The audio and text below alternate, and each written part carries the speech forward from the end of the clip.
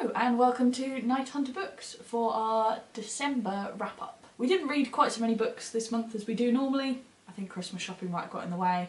And Christmas. And Christmas. So this should be short and sweet. My first book is actually a DNF, Steal the Sky by Megan O'Keefe. So this is a steampunk crime novel. So you have a grifter who has sort of effectively crash landed, I think sort of Jack Sparrow style.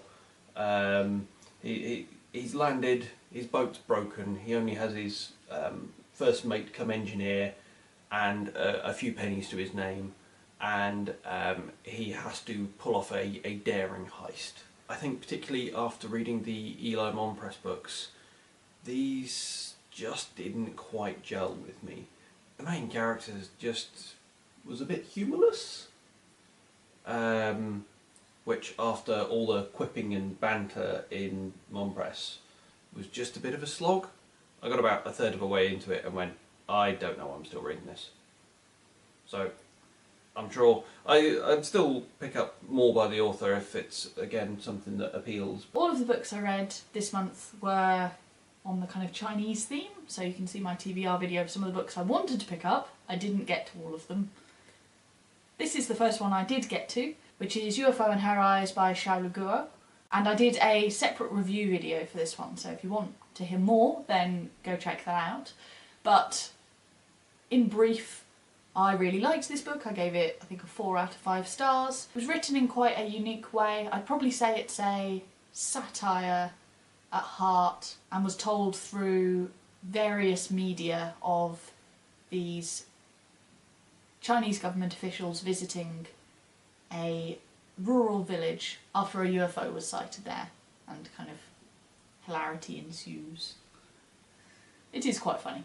My next one is Bitch Planet by DeConnick Delandro and Wilson Forth Peter Cowles. In a grim patriarchal future, women who are deemed non-compliant because they are too fat, too bolshy, too talkative, too pretty much anything, married to somebody too rich who wants a new pretty wife, are shipped off to a prison planet, and this is the story of the new crop of inmates. It's really refreshing, and there's some brilliant takes on what they're doing, and the politics is great, and there's a wonderful bit in there about body image, and I'm just not sure the plot was enough to grab me.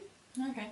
So it's a nice one-off, and it's something I'd like to have on the shelves. On the other hand, it's not one that I'm sure I'd pick up number 2.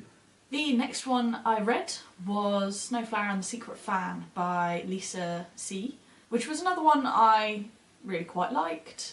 A historical fiction novel set in the 19th century, again rural China, which follows 2 young girls in a rural village as they grow up as kind of paired best friends for life, and how their fates and fortunes kind of diverge, and through them you get to see kind of all the stages of what women's life were like. Both. It's perhaps telling that I'm struggling not to pull faces because I've just remembered which book this is. Yes. There's some really good description of foot binding. When you say good, you mean graphic and... Graphic and... yeah. No, really good for actually if you don't know much about Chinese history and just want to know a bit more about the kind of cultural background. I did find I got, by the very end, emotionally invested in the characters. It did make me cry, so I had to mark it kind of a certain height just for that. I did find in the middle I was sort of just getting a bit annoyed with the characters. The plot is propelled by stupid. Yes. Yeah, you spend a lot of time going, no, no, don't do that, so yeah. But overall, would definitely recommend it. My next one is Star Wars Aftermath by Chuck Wendig, and I picked this up not because I'm a huge Star Wars fan, but because actually I'm a big fan of Chuck Wendig. This takes place after the end of episode 6, which I can't Return of the Jedi? Empire Strikes Back? One of those, yes. I'm I a don't know bad which one's the nerd. last one. I think perhaps I should have known going in that I liked the sort of Wendigo elements. It's quite fast paced, there's quite a lot of sort of witty banter. On the other hand, there's quite a lot of Star Wars. It's in big letters. Yeah, I know, I should have guessed. But there's... I mean, if you're really into Star Wars, I'm sure all the references to familiar races and stuff like that will really... you'll enjoy it. Honestly, to me, coming at this, almost felt like there hadn't been enough world building. There's just all these references. All these throwaway things, and some of them I got, some of them I didn't. I think this is part of a trilogy that spans between the end of the first 6 movies and The Force Awakens, but I'm not sure I'll pick up the other 2.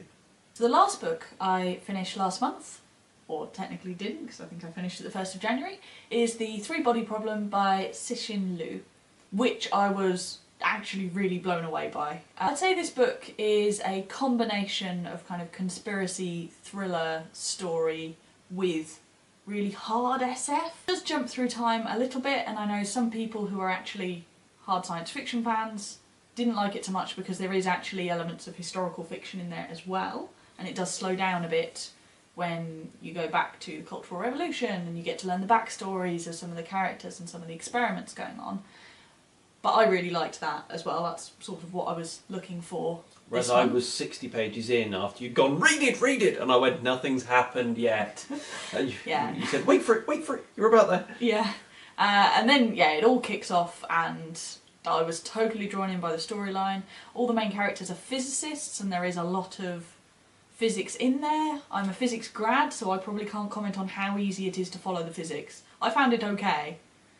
But, you know, that made it actually stand out quite a lot for me. I'm not sure I've read physics nerd stories much. Maybe I need to read more hard SF, but I liked the combination of stuff going into this story. There's also part of the book is set in a kind of virtual reality video game, which is quite fun. And this is a first in a trilogy, so I will definitely be picking up the later ones as soon as possible. My final one is another library one, in a very library-heavy month. Yeah, we need to stop buying books if we're going to go to the library this month. The Long Earth by Terry Pratchett and Stephen Baxter, and this is... it's been out ages, so I'm sure everybody who's vaguely interested has heard, but essentially... First in a quadrilogy? Yes. Humans gain the ability to step sideways into other Earths. And this is, well, to my mind it just made me think of Sliders, but an old 90s TV show, you're too young for it. And what that means to society and sort of what happens. And what it means for various countries as their population decide that, you know what, screw this, they're going to try the world next door. Grass is always greener? Yeah, it's very much a frontier novel, and it was quite good fun actually. I'm a big Pratchett fan, and I for some reason had never got round to these. However, speaking to other people, it's been suggested this is by far the best of the series.